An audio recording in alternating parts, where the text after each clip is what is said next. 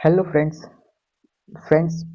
Today we are going to talk about AI, means artificial intelligence, and we are going to solve some AI questions that have been asked many times in exam. So let's start it.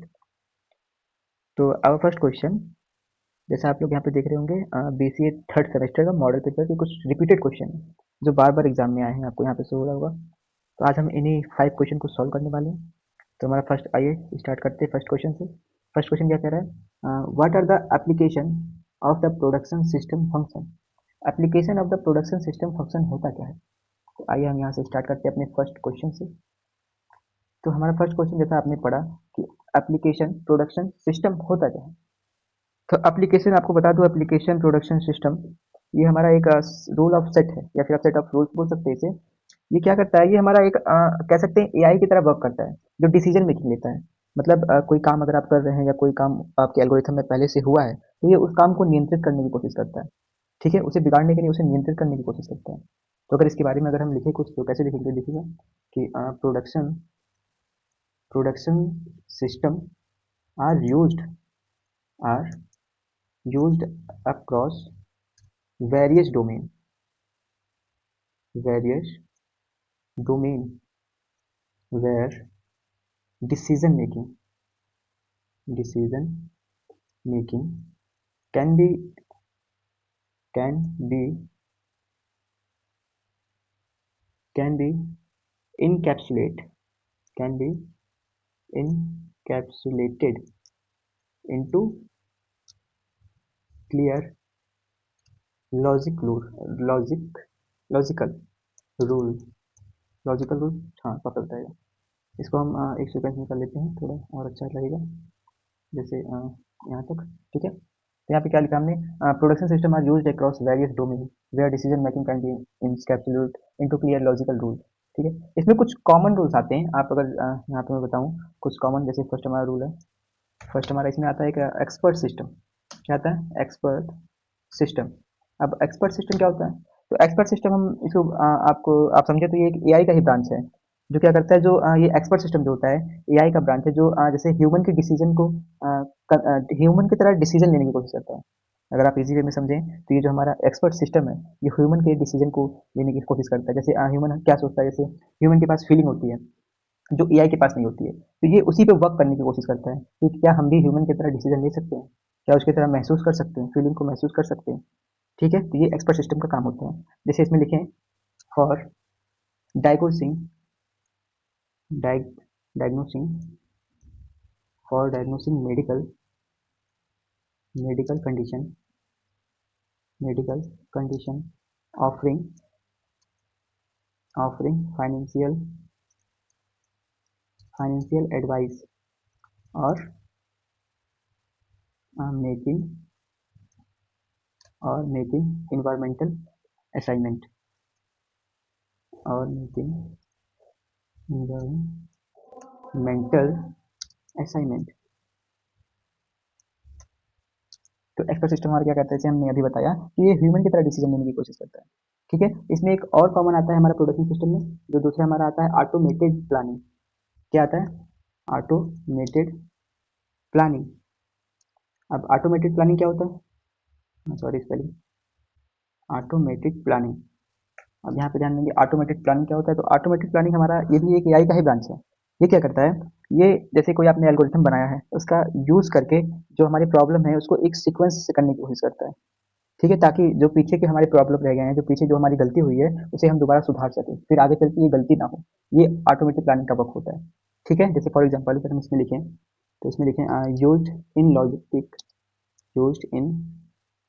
Logistic to optimise optimise routes and and schedule schedules based on on current data and objective। ठीक है, अगर इसमें हम एक और बात करें, तो आप लोग इस वर्ड से आप लोग सभी परिचित होंगे, जो हमारा लास्ट है, गेम एआई। ये तो आप सभी लोग जानते ही होंगे। थर्ड जो हमारा है, सॉरी, थर्ड जो हमारा है वो क्या है, गेम एआई। अब गेम एआई क्या होता है, गेम एआई की अगर हम बात करें तो गेम एआई जो हमारा होता है, जैसे जैसे हमने पहले के ज़माने में हम गेम खेलते थे, स्नैक वाला, स्नैक लैडर्स, नोकिया के फ़ोन में जो पहले पाया जाता था, ठीक है? तो उसमें देखते थे कोई कैरेक्टर नहीं होता था, ओनली स्नेक रहता था और एक बॉल की तरह बनता था जिसे उसे फिनिश करना रहता था। तो वही हमारा गेम एआई करता है। इसमें अगर हम लिखना चाहें तो लिख सकते हैं manage non player non player character behaviour non character behaviour sorry non character behaviour and decision making decision making in complex game environment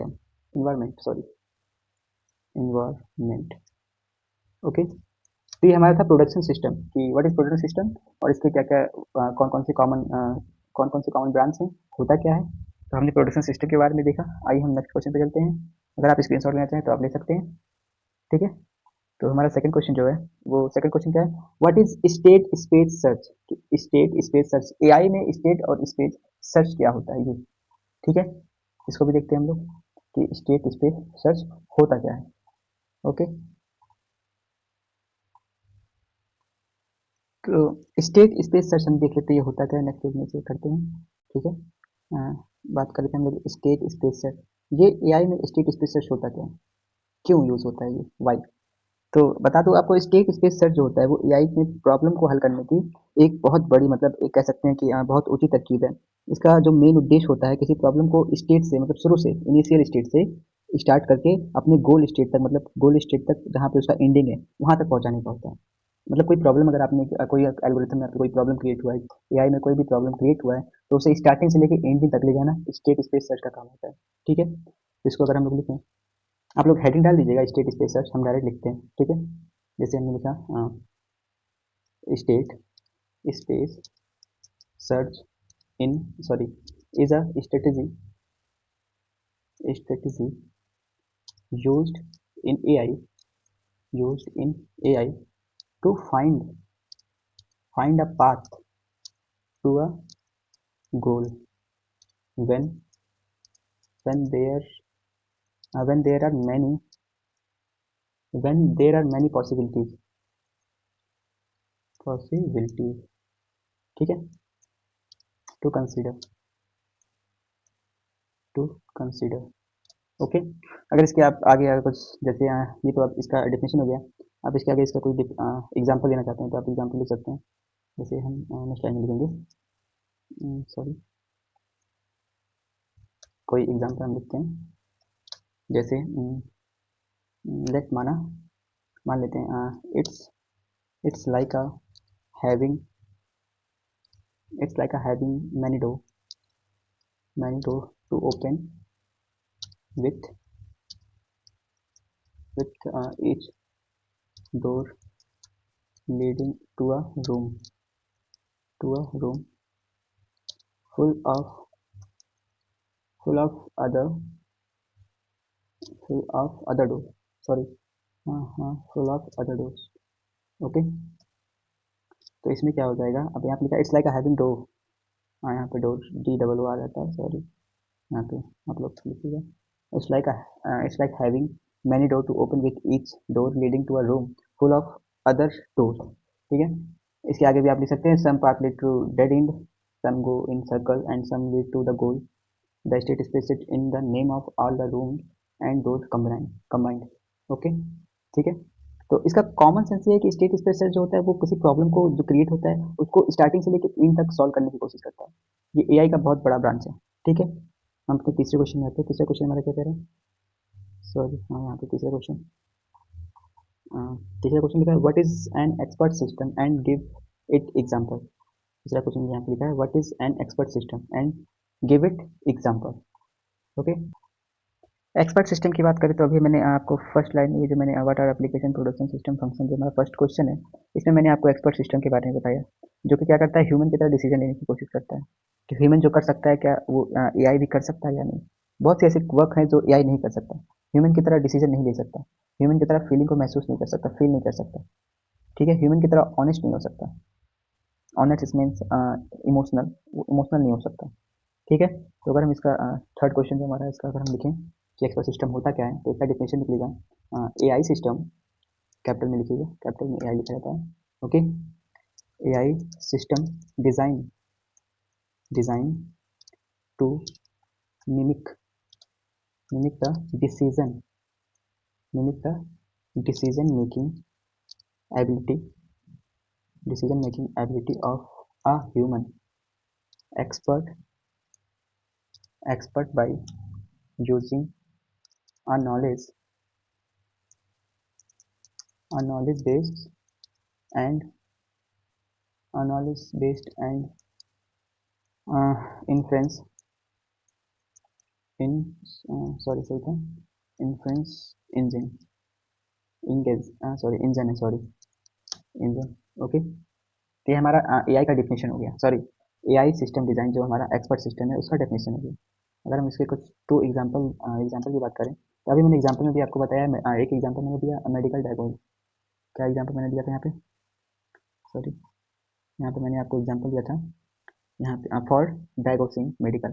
तो आपका ये भी एग्जांपल एक हो सकता है, ठीक है, मेडिकल डायग्नोसिस। तो यहाँ पे हम लिख लेते हैं, अगर यहाँ पे लिखना चाहें तो लिख सकते हैं। फर्स्ट हमारा क्या है, medical डायोसिस diagnosis diagnosis. Okay. Trouble shooting भी हमारा हो सकता है, क्या, trouble shooting system. And third अगर हम लिखें तो हम अपने लाइफ से कुछ अपने लाइफ से कुछ जोड़ कर लिख सकते हैं, जैसे फाइनेंशियल डिसीजन हो सकता है, हम लोग फाइनेंशियल डिसीजन भी ले सकते हैं। फाइनेंशियल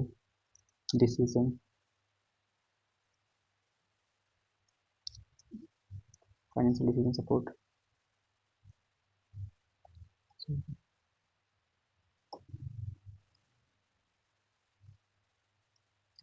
ठीक है।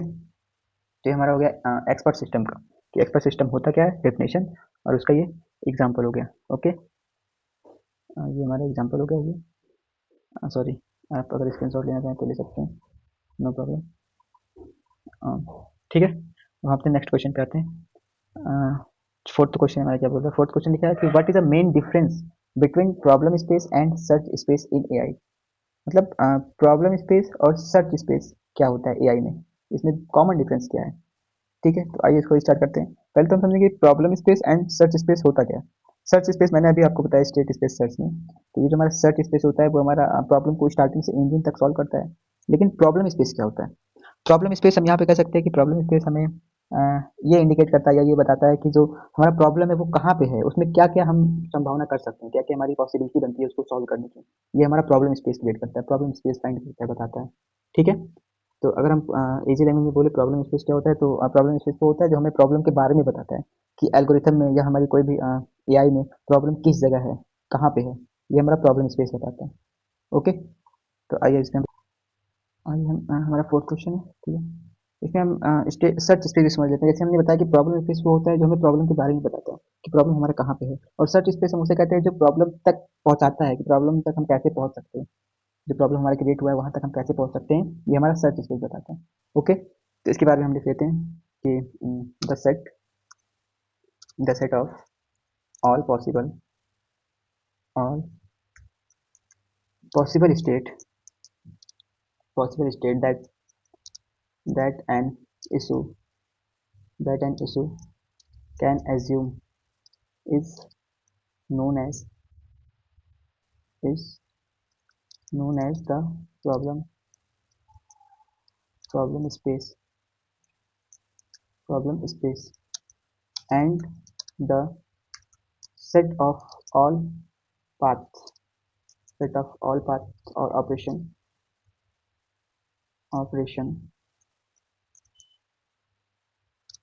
that can be used to transition between states within the problem space is known as the search space. Okay. एक लाइन अगर आप लिखना चाहें तो और भी लिख सकते हैं कि this is a disorganized issue, sorry, issue into operation aims and given. Okay, इसका भी आप एग्जांपल में चाहे तो लिख सकते हैं, सॉरी स्क्रीनशॉट लेना चाहे तो लिख सकते हैं। फिर से अगर मैं रिपीट करूँ तो प्रॉब्लम स्पेस हमारा वो होता है जो प्रॉब्लम के बारे में बताता है, और सर्च स्पेस वो होता है जो प्रॉब्लम तक पहुंचाता है। ठीक है, आइए हम नेक्स्ट क्वेश्चन में चलते हैं। हमारा पांचवा लास्ट क्वेश्चन, एक्सप्लेन एंड और graph and O R graph. And और ओ आर ग्राफ होता क्या है, तो इसे भी हम सॉल्व कर लेते हैं, देखते हैं क्या होता है। पहले हम समझते हैं एंड और ओ आर ग्राफ होता क्या है। तो अगर हम इसकी बात करें, एंड और ओ आर ग्राफ हमारा ये इसको हम लोग एंड ओ आर ट्री भी कहते हैं, तो कहीं पे ट्री दिखे तो आप कंफ्यूज मत होइएगा, दोनों सेम ही है। ये भी एक एआई का ही हिस्सा है, ठीक है, क्योंकि एआई में आया है तो एआई का हिस्सा होगा। ये एआई में अगर इसकी बात करें तो एआई में उस ये एक इस ऐसा प्रकार का ग्राफ है जो जो हमारे जो समस्याएं होती है, जो प्रॉब्लम होते हैं, ठीक है, उनको सॉल्व करने के लिए ही इसका यूज होता है। बट ऐसे प्रॉब्लम जो छोटे छोटे जो पार्ट ऑफ डिवाइड में कन्वर्ट हो सके, छोटे छोटे पार्ट में तोड़े जा सके, उन प्रॉब्लम को ये रिडक्शन करता है, सॉल्व करता है। ठीक है, छोटे छोटे प्रॉब्लम मीन्स सब प्रॉब्लम जिसे हम बोलते हैं, तो ए एंड ग्राफ उस पर वर्क करता है। ठीक है, समस्याओं को हल करने के लिए ही किया जाता है, इसका यूज समस्या को हल करने के लिए किया जाता है, प्रॉब्लम सॉल्विंग के लिए किया जाता है। बट जो छोटे छोटे पार्ट में डिवाइड हो सके, उनको सॉल्व करने के लिए किया जाता है। ठीक है, जैसे यहाँ लिखते हैं भी, आपको और क्लियर होगा, जैसे एंड ओवर ट्री या फिर एंड ओवर ग्राफ। ओके, तो यहाँ से स्टार्ट करते हैं लिखना। 5 लास्ट आंसर है हमारा, इसको हम लिखें the and O R tree, tree या ग्राफ आप लिख लीजिएगा। Okay, comma, this method divided divided any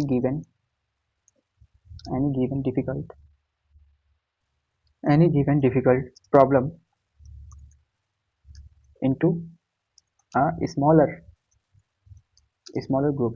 अभी मैंने बताया जो छोटे छोटे पार्ट में डिवाइड हो सके, ठीक है, group of problem that are then resolved using and OR graph. Okay, OR graph concept. Okay, clear. ये एक ऐसा एआई है जो जो प्रॉब्लम होता है उसे छोटे छोटे पार्ट में डिवाइड कर देता है, उसके बाद ही सॉल्व करता है। ठीक है, उम्मीद करता हूँ आपको ये सब समझ में आया होगा।